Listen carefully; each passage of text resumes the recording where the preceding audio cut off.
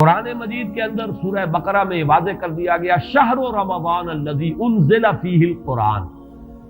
رمضان مبارک کا مہینہ وہ ہے کہ جس میں قرآن نازل کیا گیا، اور یہاں فرمایا انا انزلناہ فی لیلۃ القدر، ہم نے اس کو اتارا ہے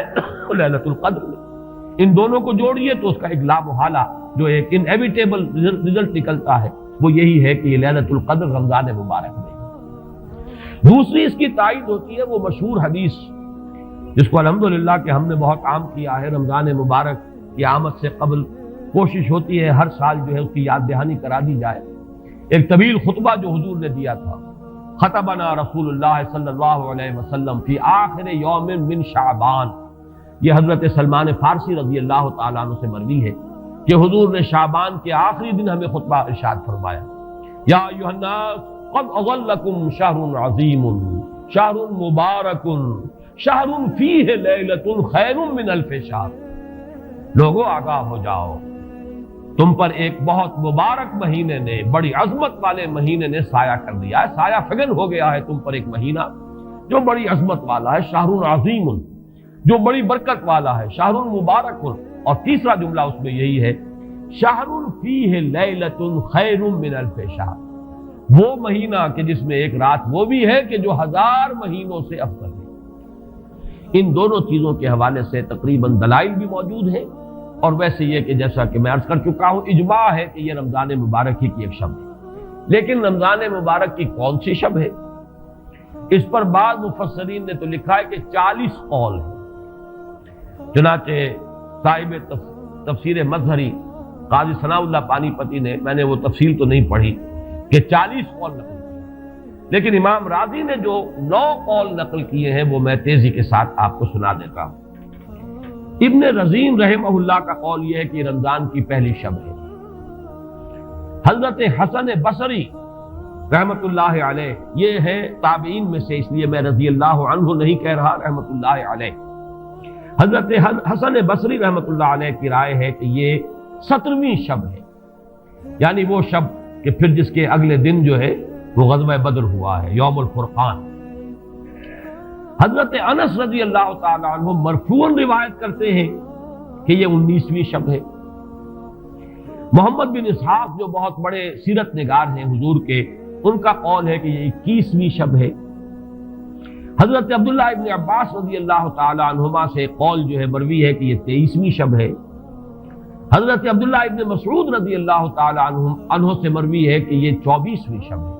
اور اس کو میں ذرا اہمیت دیتا ہوں اس لیے کہ 24ویں شب جو ہے سورہ علق کی ابتدائی آیات کے نزول کے ضمن میں کچھ حساب کتاب کے جوڑنے سے 24ویں اور 25ویں شب کا بھی معاملہ جڑتا ہے، جو کہ میں نے آپ کو سورہ علق کے درس کے دوران بتایا تھا۔ اس کے بعد حضرت ابو ذر غفاری رضی اللہ تعالیٰ عنہ کا قول ہے کہ یہ 25ویں شب ہے۔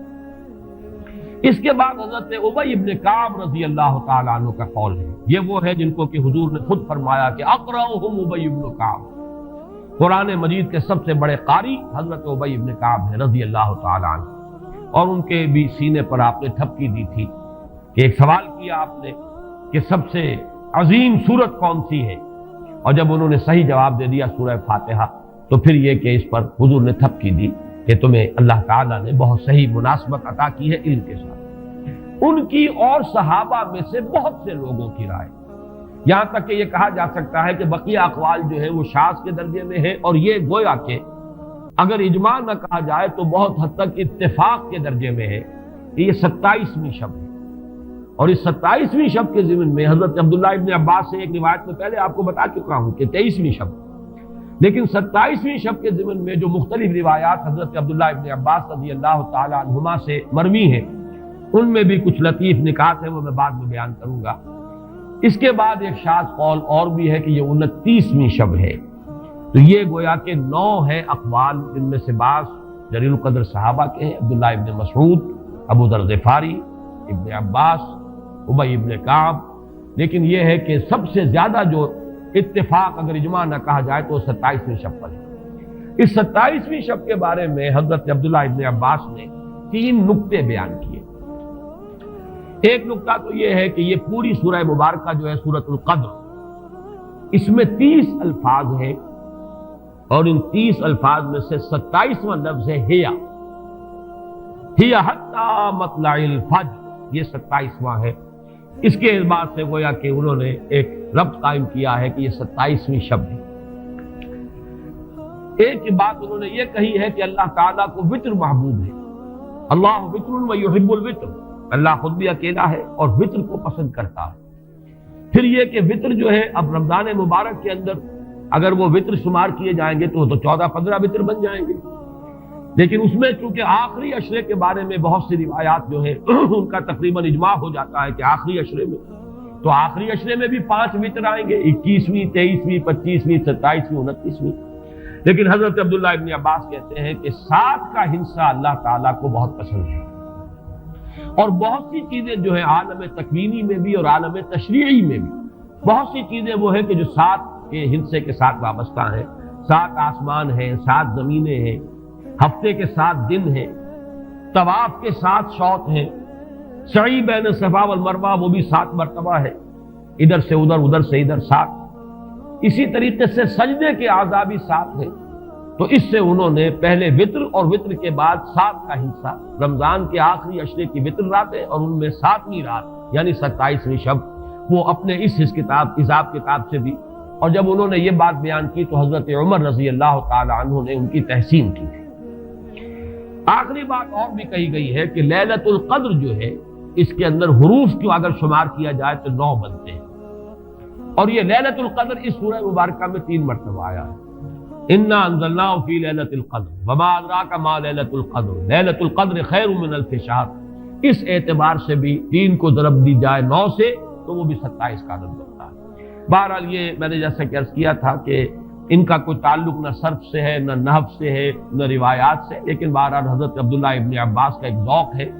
اس کو آپ ذوقی باتیں بھی کہہ سکتے ہیں، لیکن یہ کہ حضرت عبداللہ ابن عباس کی ذوقی بات ہے، لہذا اس کا کم سے کم تذکرہ ہو جانا چاہیے۔ ایک بحث یہ ہے کہ اہیا باقیۃ ام لا، کیا یہ رات جو اس کی عظمت تھی یہ باقی ہے یا صرف وہی رات جو تھی جس میں کہ قرآن مجید نازل کیا گیا وہی عظمت کی حامل تھی؟ انا انزلناہ فی لیلۃ القدر، یا یہ کہ اب بھی ہر سال یہ رات آ رہی ہے تو اسی عظمت کی حامل ہے؟